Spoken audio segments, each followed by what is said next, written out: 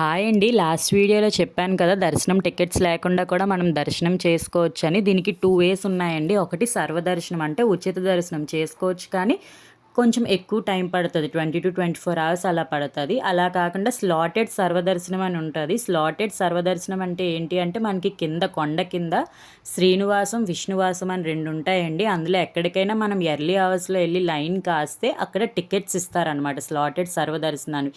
ఈ స్లాటెడ్ సర్వదర్శనం అనేది ఈక్వల్ టు 300 రూపీస్ దర్శనమేనండి. కాకపోతే వచ్చిన పాయింట్ అంతా ఏంటి అంటే ఓన్లీ 3000 టికెట్స్ ఇస్తారు ఈచ్ డే.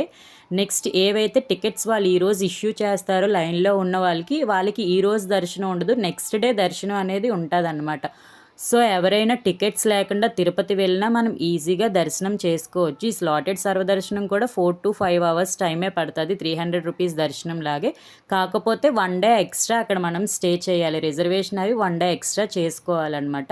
ఈ వీడియోలో ఇన్ఫర్మేషన్ మీకు నచ్చినట్టయితే మీ ఫ్రెండ్స్ అండ్ ఫ్యామిలీకి షేర్ చేయండి. ఎవరైతే టికెట్స్ లేకుండా వెళ్తున్నారో వాళ్ళకి ఇన్ఫర్మేషన్ అనేది యూజ్ అవుతుంది.